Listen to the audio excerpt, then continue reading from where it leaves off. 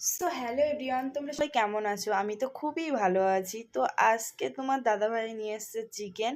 তো চিকেনের জন্য আমি ওইগুলো সব তো কেটে নিয়ে নিলাম, আর রসুন এখনও ছাড়ানো বাকি আছে।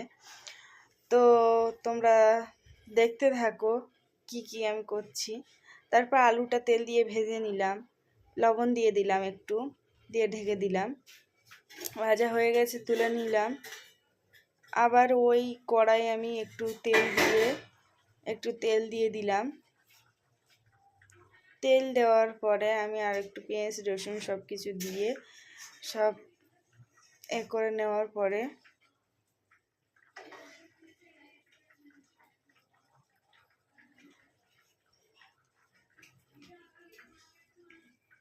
আবার একটু ঘুরছি যাতে পেঁয়াজটা গোল্ডেন কালার চলে আসছে, সেই জন্য। তো লঙ্কাগুলো দিয়ে দিলাম, শুকনো লঙ্কা, তেজপাতা দিয়ে দিলাম, দিয়ে আবার একটু ঘাঁটছি।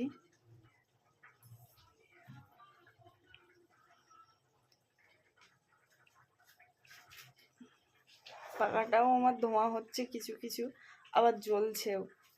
এত অসহ্য লাগছিল না, যেহেতু ইট দেখতেই পাচ্ছ, ইট দিয়ে পাকা বানিয়েছি।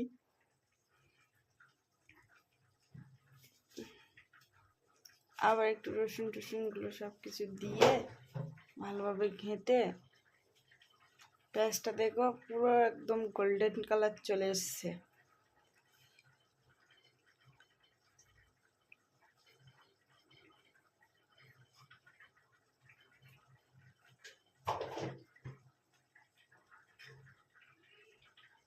টমেটো কুচি দিয়ে দিলাম, আর টমেটোটি যেহেতু একটু বেশি দিয়েছি, কারণ আমার একটু টমেটো খেতে ভালো লাগে, সেজন্য আমি দিয়েছি।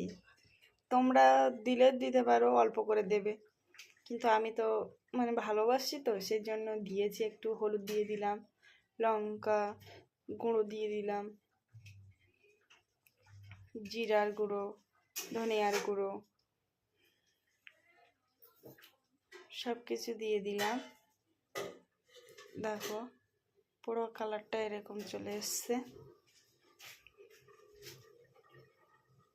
আর তেলটা দেখো ছেড়ে ছেড়ে দিচ্ছে, কষানোর পরে মশলাটা তেলটা ছেড়ে ছেড়ে দিচ্ছে। আমি এবার ওই প্রায় হয়ে গেছে মাংসটা দিয়ে দিলাম।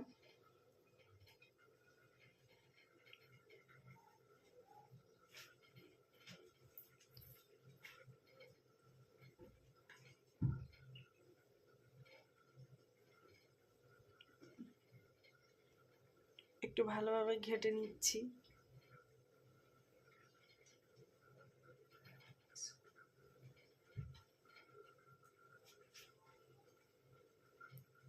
এবার একটু ঢাকা দিয়ে দেব যাতে ভালোভাবে হয়ে যায়।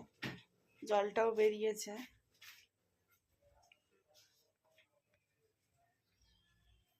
আবার একটু এলা করে ঘুঁটবো, তলায় যেন যেহেতু লেগে না যায়।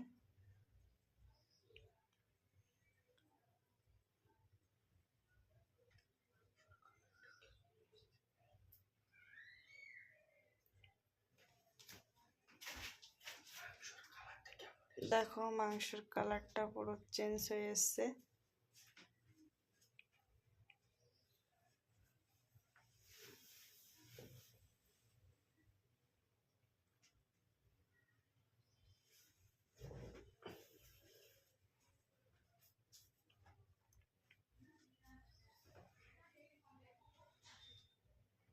মাংসটা পুরো কষাই হয়ে গেছে, আমি জল দিয়ে দিলাম, দিয়ে আর একটু ফুটাবো।